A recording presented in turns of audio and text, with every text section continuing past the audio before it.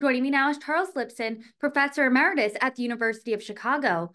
Charles, thank you so much for joining me today. Thank you. Thank you. There's a lot to talk about the life of Henry Kissinger, a full century. Exactly. And as you mentioned, Henry Kissinger is the topic of discussion today. He passed away. The former Secretary of State was 100 years old. Can you talk to us about his legacy? Because as you intimated, it's complicated because he was influential but controversial. Talk to us about that. Well, um, let's say first that his life is a kind of arc of everything that happened after the 1920s. He was born in 1923, that's 100 years ago, in Bavaria, a town called Fürth. He immigrated to escape the Nazis with his family in 1938, about 6 months before Kristallnacht, when the Nazis went on a rampage and started breaking the windows. That's the crystal. And Nacht is night. So they went at night and broke the windows of all the Jewish stores. Kissinger then came back in World War II as a soldier and played a role in the liberation of Europe. He went back then. He eventually went to Harvard, got a undergraduate degree, and then a PhD, rose to the heights of academic life, and then, of course, under Richard Nixon and then later Gerald Ford, became Secretary of State. He started under Nixon as National Security Advisor.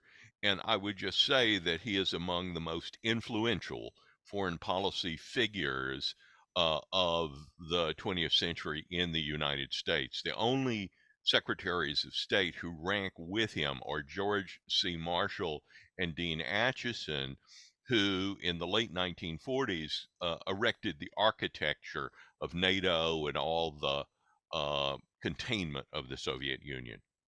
A few hours after his death was announced, you wrote an op ed, and I want to quote you, and then if you could explain it further. This is what you wrote. Amid the debates about his life and career, he will surely be remembered as one of the most significant statesmen of the Cold War era. Can you talk to us about that? Right. Well, as I say, the basic architecture, which was to contain the Soviet Union, was put in place in the late 1940s. What Kissinger did, and it's important always to think of Kissinger and Nixon in combination. Nixon was a great foreign policy thinker, a very shrewd, deep thinker about foreign policy. And he and Kissinger worked hand in glove um, to shift the position of China. China had, of course, fought the United States during the Korean War in the early 50s, and under Mao was the leading figure alongside the Soviet Union in promoting communist ideology worldwide, and the Soviet Union and China were allies. But what Kissinger and Nixon realized was that there was really a deepening cleavage between the Soviet Union and China, and that the United States could exploit that. And they did. They didn't turn China into an American ally, but they basically broke it away from being a Soviet ally and more into an adversary. And the impact of that, the initial impact, was to require the Soviet Union to put more forces on its border with China, and it has a long one, uh, and away from Europe. So that made NATO more secure.